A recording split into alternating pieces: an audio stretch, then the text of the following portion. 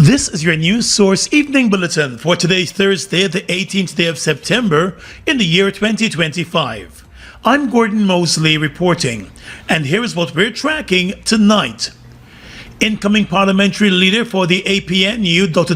Campbell, believes there is value in the opposition parties working together at the level of the National Assembly to hold the government's feet to the fire. In an interview that will air this Sunday on Sources, Dr. Campbell said as the third force in the National Assembly, it is imperative for the three opposition parties heading into the Assembly to band together on issues of national importance. Electoral reform, he said, is among issues that he wants the opposition to press the government on. And we're going to talk about elections. We're going to talk about electoral reform. In electoral reform, we're going to talk about stuff. I'm sure we'll address things like biometrics, access to media, campaign financing, and so on. I think electoral reform is an important issue on which the entire opposition should come together. Dr. Campbell, however, made it clear that whether or not the Win Party and the Forward Guyana movement join forces with the APNU in the House, the APNU members of Parliament will be putting together a fighting force, even with their reduced number of seats. He said MPs are coming well prepared to champion national issues in the House, and if there is any attempt by the government to derail the APNU's parliamentary agenda, they will amplify their positions using various platforms outside of the Assembly. Members of Parliament, by virtue of being members of Parliament, have that standing, and they must now use that to push the government, right? So if we are not getting traction on our legislative agenda within the House, then we will come to the public and we will explain to the public what is it we're trying to get done. Why is it that we're trying to get it done? Why is it, how does it benefit them?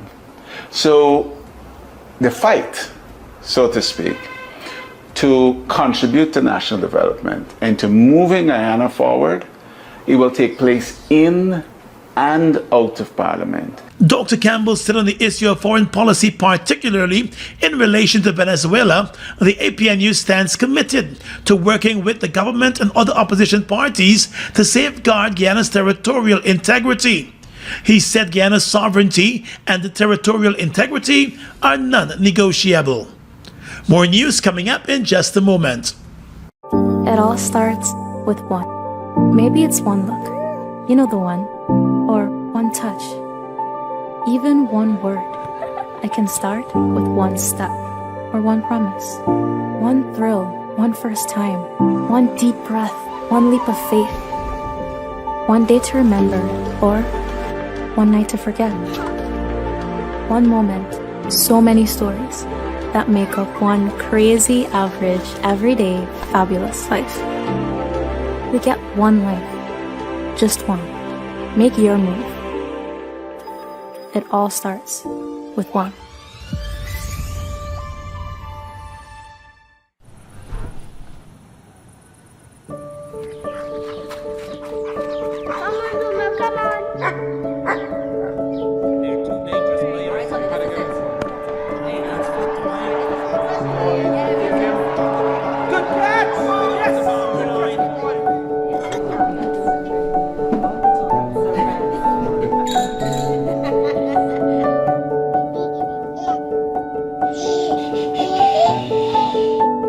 Your own home is so much more than just four walls, floors, and ceilings. It's a lifetime of great memories and stories. Come talk to us and start your journey home today.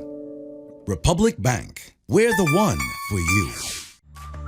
Quartz presents the Home Event 2025, happening now at Quartz stores nationwide. It's the perfect time to refresh your home. Come explore new arrivals, bestsellers, and deals you can't resist. Discover the widest range of stylish furniture, cutting-edge TVs, audio systems, and appliances that are smart and energy efficient, all backed by the Quartz low price guarantee. Our experts will help you choose what you need for your home. Shop with Quartz Ready Finance and get more. Don't miss the Quartz Home Event 2025. Quartz, bringing value home.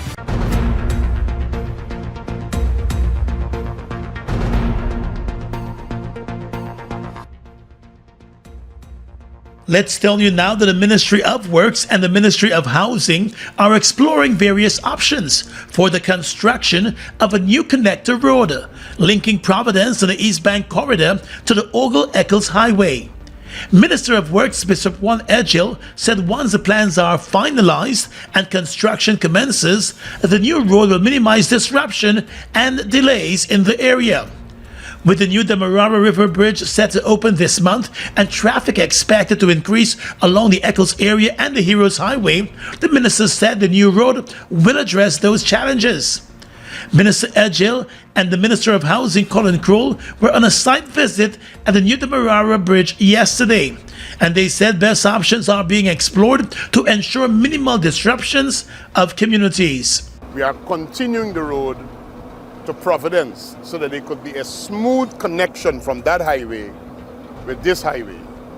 What we are examining right now is the alignment from the back to come out to the front, which is about 2 kilometers between Heroes Highway and that road. Mr. Edgil said it was recognized that with all of the development taking place along the East Bank corridor and with the new bridge, a new connector road will become necessary. So a similar road like what you find at Higgs Bosch. When you leave the roundabout at Higgs Bosch, you can go all the way down to Ogle. A similar situation we are seeking to establish, where when you come out of this roundabout, you have a 2-kilometer road that will carry you to connect with the continuation of that road that is coming through to the back. And we're exploring those possibilities. Meanwhile, the Housing Minister Colin Kroll said several options are currently being explored, especially as it relates to road passage through the Providence communities. He said works have already started in the backlands around the Ogle area. This is very important because not only as because of the new Demerara Harbour Bridge that will be coming to being very shortly, but also as part of the opening up of other road highways, etc. This is part of the ongoing infrastructure that is required. The goal, according to the Housing Minister, is to create additional road networks while limiting the inconvenience to residents. Acting Chief Magistrate Faith McGusty has expressed complete surprise and disappointment over a statement from the Guyana Police Force directed to her and her handling of an acid-throwing case that is currently before her court. At the start of her court hearings this morning, the acting chief magistrate took time to address the Guyana Police Force's press statement, which was issued last evening. That statement criticized the magistrate's granting of bail to a man accused of injuring 2 women by allegedly throwing acid on them. Magistrate McGusty said the police force completely misrepresented all that took place in her courtroom, and she will now have the audio for all of her proceedings recorded, since it appeared as though the Guyana Police Force was served with erroneous information. She said the police force's statements made reference to statements and information that were never made in her court or presented to her, expressing surprise over the police force's statement. In a terse statement last evening, the Guyana Police Force expressed grave disappointment in the decision of the acting chief magistrate to grant bail to the accused in the acid attack case, pointing to the many recent incidents of violence being committed against women. The police force had objected to bail, while claiming that it was in receipt of a video-recorded confession statement from the accused admitting to the crime. The police force said despite the heavy prevalence of violence against women in Guyana, magistrates continue to omit to take that crucial factor into account in exercising their discretion in respect to the granting of bail. However, the attorney for the accused in the acid attack case, Ronald Daniels, in a statement last evening, said after the prosecutor told the court that there was a recorded video confession from the accused and that it was also in receipt of a video recording of the actual attack, the magistrate asked to see the video. He said the prosecutor committed to provide the video the very next day, as the accused was remanded. The following day, the prosecutor never produced the video and claimed that the accused was seen in a car 2 hours before the incident in the general area where the incident occurred. Attorney Daniel said it was on that basis that bail was granted. He also stated that his client was only arrested for the crime after he visited a police station to seek the whereabouts of his wife, who was initially arrested over the same acid throwing attack. He was arrested and charged after his wife was released. Bail was granted in the sum of $500,000 as the matter remains before the court.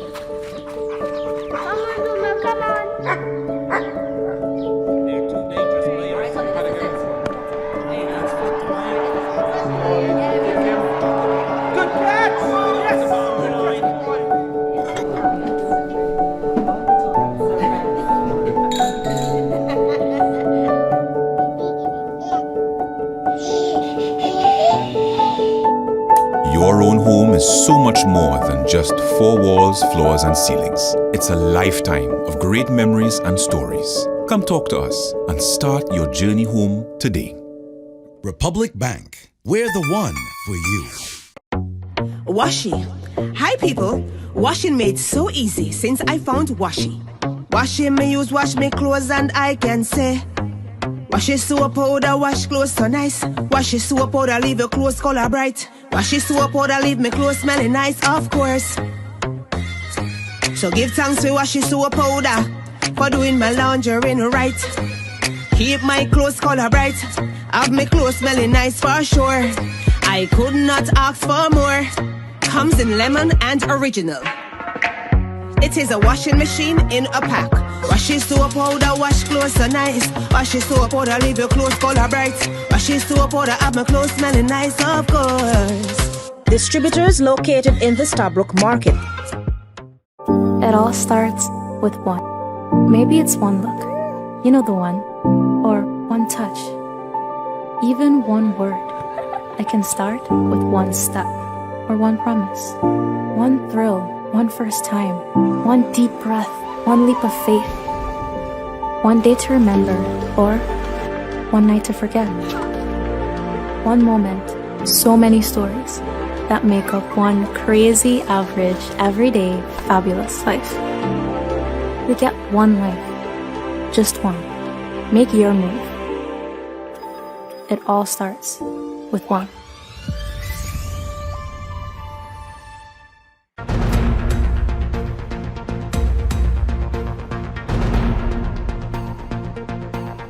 High Court Judge Justice Sandal Kisoon has recused himself from the contempt case brought by the Guyana Teachers Union and the Guyana Trades Union Congress against a number of government officials, including two ministers, amid objections from the Attorney General Anil Nandlal. The GTU and the GTUC want the Attorney General Anil Nandlal, the Minister of Finance Dr. Ashni Singh, and a number of government and regional officials to be prosecuted for failing to deduct union dues from the salaries of teachers and have those dues remitted to the union in keeping with a decision of the court. However, when the case was called in the High Court on Wednesday, Justice Kisoon announced that he would be recusing himself from the matter and has referred the matter to the Acting Chief Justice Navindra Singh. Justice Kisoon's decision came following fierce objections from the government through the Attorney General Anil Nandlal, who is among the respondents in the case. In a letter addressed to the court's registrar, the Attorney General expressed concern that Justice Kisoon was seized with both a notice of application seeking certain contempt orders as well as a notice of application to strike out the application.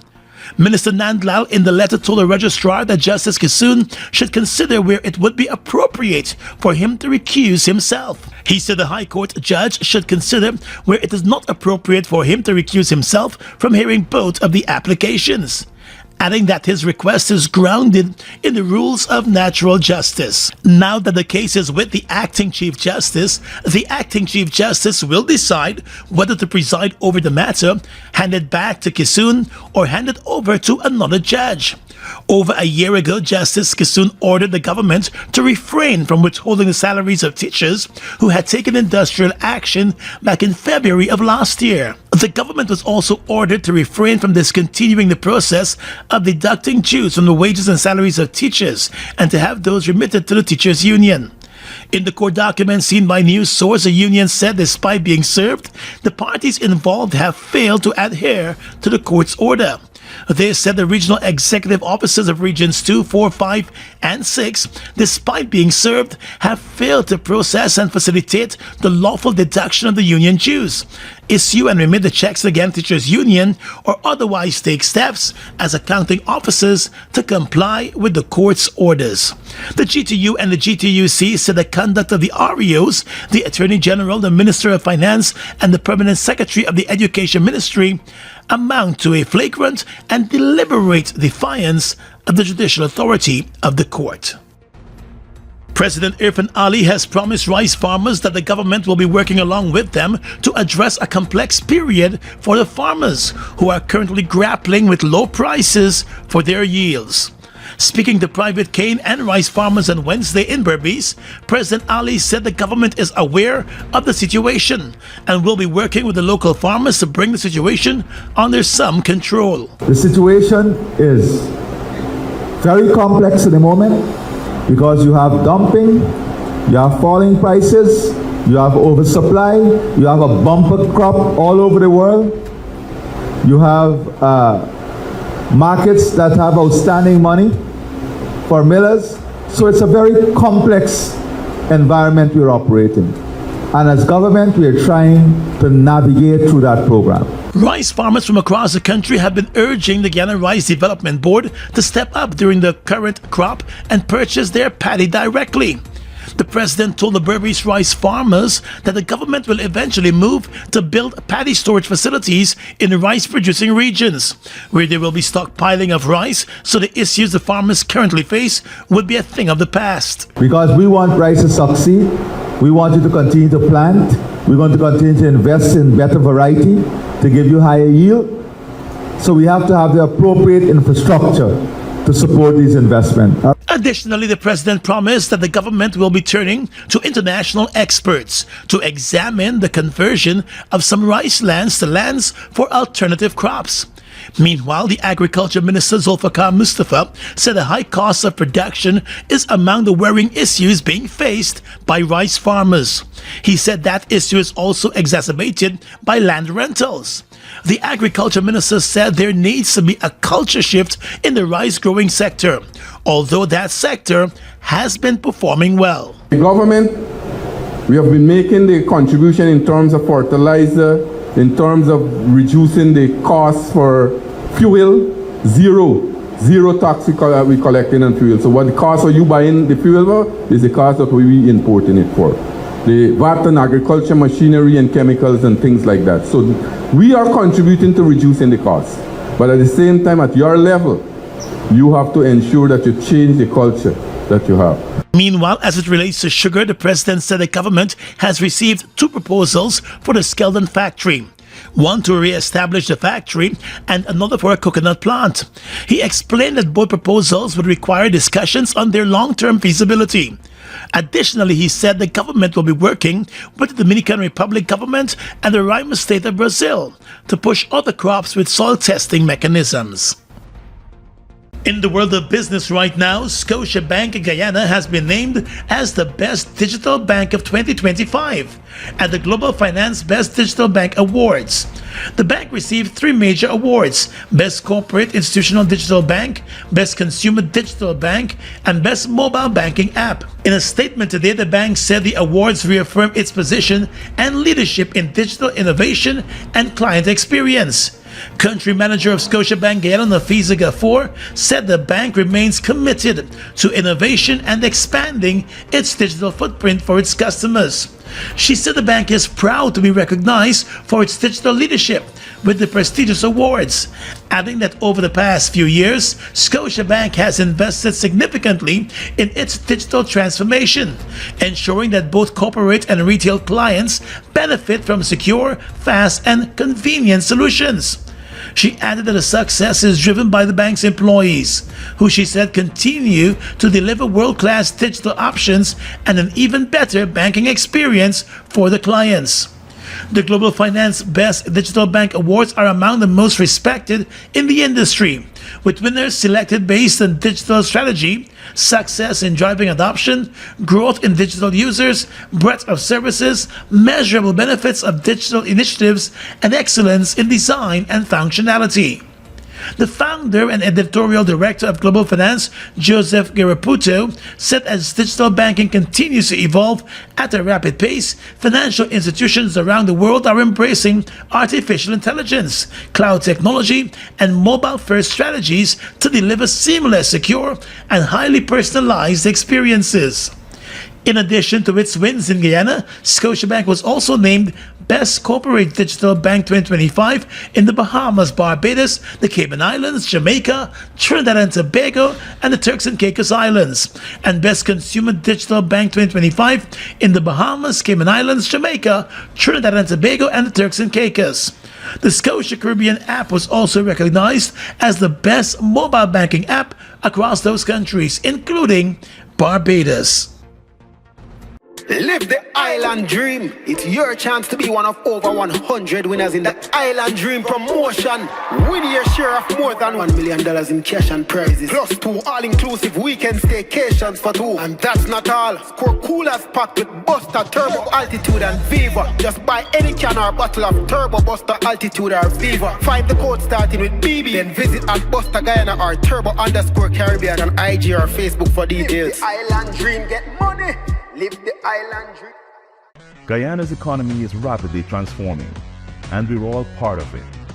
Guyana is at the forefront of this development by providing reliable and efficient energy and supporting community development from the very core. 100% of Guyana's profit goes back to building schools, roads, and other important infrastructure that connects our cities and towns, providing fuel to domestic, marine, industrial and aerial transportation. Guyana has now repositioned itself as a market leader in the petroleum industry, building a better future for all of us.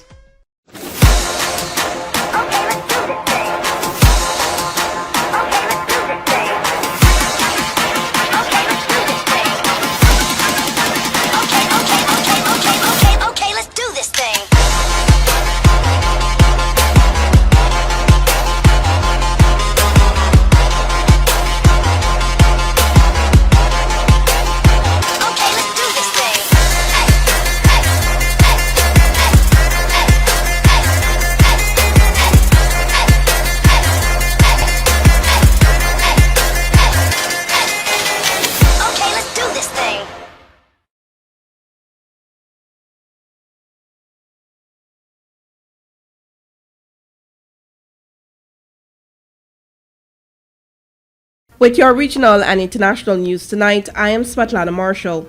In the region, Cuba's Foreign Minister Bruno Rodriguez Wednesday called for the United Nations to stop the United States from starting a war in the region amid rising tensions due to a military buildup in the Caribbean to counter drug cartels. He said the United Nations General Assembly and the Security Council must fulfill their obligations under the mandate of the Charter to preserve peace in the region. Rodriguez, at the time, was speaking during a press conference in Havana to launch its annual campaign for a United Nations resolution condemning the trade embargo. The foreign minister said fighting drug trafficking in the name of U.S. national security was a crude and ridiculous pretext for aggression. Tensions have been mounting between Washington and Venezuela, Cuba's most important political and economic ally, after U.S. military strikes in the Caribbean on 3 boats out of Venezuela that it claimed were carrying drugs. For the last 32 years, the United Nations General Assembly has overwhelmingly passed a non-binding resolution calling on the United States to lift its comprehensive sanctions regime on Cuba.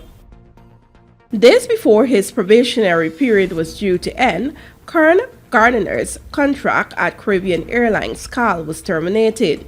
He worked at the state airline as the executive manager of finance. According to sources, he was let go on Tuesday. Before his stint with Caribbean Airlines, Gardner worked as a finance manager at Heritage Petroleum. He currently sits on the Central Bank Board as a director, having been appointed earlier this year. Messages to his cell phone since Tuesday have gone unanswered. The move comes just weeks after the chief financial officer was also sent on leave by the new CAL board. On August 11, Prime Minister Campbell called for changes to be made at Caribbean Airlines, citing the company's failure to submit audited financial statements for the last 9 years. Prasad said management was failing to do their jobs. And finally tonight, international news. Australia, one of the world's biggest polluters per capita, will aim to cut its carbon emissions by at least 62% compared to 2025 levels over the next decade. The nation, which has faced global criticism for its continued reliance on fossil fuels, had previously pledged to reduce greenhouse gases by 43% by 2030. This is a responsible target supported by science and a practical plan to get there built on proven technology, the Prime Minister Anthony Albanese said when unveiling the new target on Thursday. A landmark risk assessment commissioned by the government this week warned Australia faced a future of increasing extreme weather conditions as a result of man-made climate change. And that's your News Source Evening Bulletin for tonight. I'm Svetlana Marshall, wishing you a pleasant evening.